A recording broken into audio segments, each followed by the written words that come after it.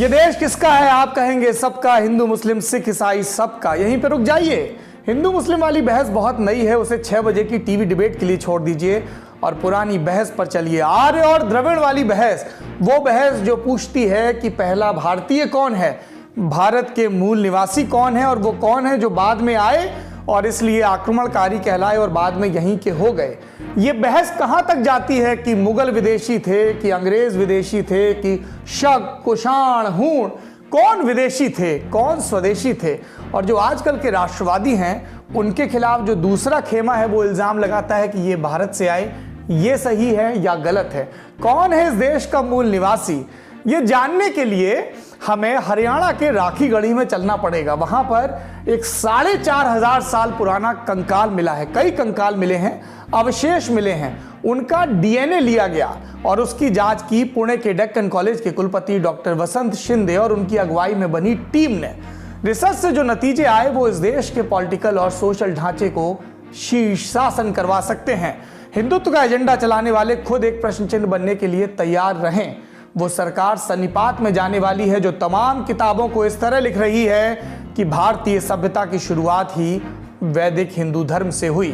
पहले राखीगढ़ी को जान लीजिए, क्योंकि बातचीत में बार बार राखीगढ़ी का जिक्र आ रहा है तो पहले उसे ही जान लीजिए। हरियाणा के हिसार में है ये जगह। 1963 में इस जगह को उस जगह के तौर पर जाना गया जहां सिंधु घाटी सभ्यता के अवशेष मौजूद थे। 1998 से 2001 के बीच यहां पर खुदाई हुई। 2014 से यह भी कहा जाने लगा कि यहां मोहनजोदाड़ो से भी बड़ा शहर है, कब्रिस्तान भी मिले यहां पर। 2015 में टीला 07, ये उस जगह का नाम है जहां पर खुदाई हुई, वहां से एक कंकाल मिला जिसकी डीएनए प्रोफाइल तैयार की गई। क्या नतीजे आए उसके?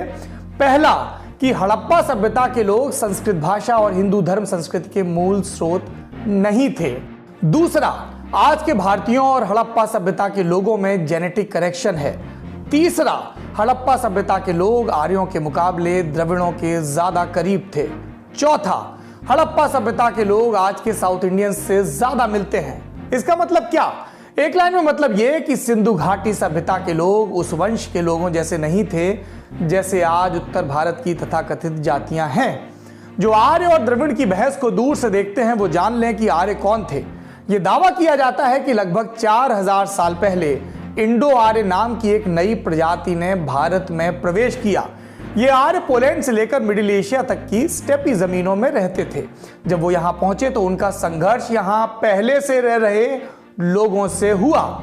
अब आता है सवाल कि पहले से कौन रह रहा था। साउथ इंडियंस ये मानते हैं कि वो पहले से रह रहे थे वो द्रविड़ हैं जिन्हें आक्रमणकारी आर्यों ने खदेड़कर विंध्य के उस पार पहुंचा दिया। अब ये जो आर्यों को हमलावर बताया जाता है वो हिंदुत्ववादियों को और उसी क्रम में राष्ट्रवादियों को बहुत चुभता है।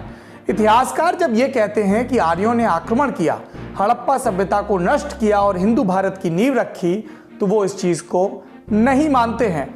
दूसरा सवाल उठता है कि कौन रहता था वहां, इस बारे में साइंस क्या कहती है। साइंस पूरे तौर पर निश्चित तौर पर अभी तक कुछ नहीं कह पाई है। साक्ष्यों के आधार पर अनुमान लग रहे हैं। क्या है ये अनुमान? कि राखीगढ़ी के जो 7 टीले हैं उससे हड़प्पा नगर व्यवस्था की निशानी पता चलती है, उसके संकेत मिलते हैं, क्योंकि ये भारत की पहली नगर सभ्यता थी जो 4000 साल पहले रहस्यमय ढंग से नष्ट हो गई। अब बारी आती है कि राखीगढ़ी से जो चीजें मिली हैं उसमें सबसे अहम क्या है, वो क्या है जिस पर सारी साइंस, इतिहास और भविष्य की राजनीति टिकी है। राखीगढ़ी से मिले प्राचीन डीएनए में एक जेनेटिक मार्कर, एक तत्व, एक चिन्ह जिसको कहते हैं R1A1, ये नहीं मिला है। अब ये R1A1 क्या है? जो आर्य हैं उनका एक जीन है, एक खास जीन जो आज तक हम सब निवासियों में पाया जाता है, खास तौर पे उत्तर भारतीयों में। इसको विज्ञान की भाषा में आर्य जीन कहते हैं, इसी को R1A1 भी कहते हैं। तो जो राखीगढ़ी से मिला है उसमें R1A1 नहीं है, उसमें जो है डीएनए वो दक्षिण भारत की जो जनजातियां हैं उनसे ज्यादा मेल खाता है। ये बात आपके लिए क्यों मायने रखती है? क्योंकि एक एवरेज उत्तर भारतीय के जीन में आज भी जो पुरुष नस्ल के हैं 17.5% हिस्सा आर्य जीन जैसा है। 2 बातें निकलती हैं इस पूरी चर्चा से। पहली, सिंधु घाटी सभ्यता के लोग हिंदू सभ्यता की शुरुआत करने वालों से अलग थे। दूसरी, वेद लगभग 1500 ईसा पूर्व के हैं और तब तक सिंधु घाटी सभ्यता के शहर नष्ट हो चुके थे। मतलब हमारे जो देवता हैं, उनकी जो कहानियां हैं, जो मंत्र हैं, उनका जो प्राचीन काल है वो सिंधु घाटी सभ्यता के बाद का काल है। ये सिंधु घाटी सभ्यता के बाद आए और हालिया रिसर्च ये संकेत करती हैं कि ये उन लोगों ने लिखा जो स्टेपी के मैदानों से यूरोप के उठकर इस देश में आकर बसे। इस हिसाब से जिन धर्मों को हम बहुत सनातन मानते हैं वो नए हैं। इस पूरी बहस पर राष्ट्रवादी क्या मानते हैं, आपको उनकी भी सुननी चाहिए। हिंदू राष्ट्रवादियों ने आर्यों को कभी बाहरी माना नहीं है। आर्य समाज के संस्थापक स्वामी दयानंद सरस्वती ये मानते थे कि आर्य इस देश में सृष्टि की शुरुआत से थे और वो तिब्बत से आए थे। बाल गंगाधर तिलक मानते थे कि आर्य भारत में 10,000 साल पहले आर्कटिक से आए थे। आरएसएस के मुखिया रहे गोलवलकर मानते थे कि तिलक सही कह रहे हैं, वो आए तो आर्कटिक से थे लेकिन तब उत्तरी ध्रुव भारत का ही हिस्सा था। वहीं कोई विद्वान द्रविड़ और आर्यों को यह कहकर जोड़ता है कि द्रविड़ों की भाषाएं संस्कृत के जरिए जुड़ी थी। ये सब तो ऐसे लोगों ने कहा जो समाज सेवी थे, जो राजनेता थे, जिनकी अपनी एक राजनीति है जिसके हिसाब से वो ये तर्क करते हैं। लेकिन जो विशेषज्ञ हैं वो क्या कहते हैं, हमने काई से बात की जिन्होंने इस बार की इंडिया टुडे के लिए कवर स्टोरी लिखी राखी गढ़ी की खोज पर। सुनिए वो क्या कहते हैं।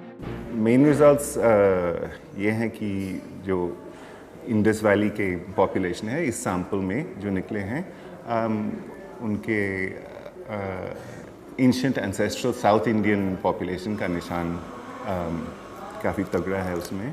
और ये भी दिखाता है कि इस पॉपुलेशन का मिक्स था, ये एंशिएंट साउथ इंडियन के साथ और एक ईरानियन एग्रीकल्चरलिस्ट पॉपुलेशन के साथ। और एक दूसरा पेपर भी निकला है इसी साल में, वो भी अभी तक अनपब्लिश्ड प्री प्रिंट है, जिसमें स्टेप पॉपुलेशन का माइग्रेशन का एविडेंस निकला है। और इन दोनों से ये निकलता है कि स्टेप पॉपुलेशन का माइग्रेशन इंडस वैली सिविलाइजेशन के बाद हुआ, या जब ये सिविलाइजेशन ख़त्म हो जा रहा था। आपने सबकी बात सुन ली, लेकिन हिंदुस्तान में हर बात का एक सियासी मतलब होता है। क्या असर होगा राजनीति पर? जवाब यह है कि पोस्ट ट्रुथ का जमाना है।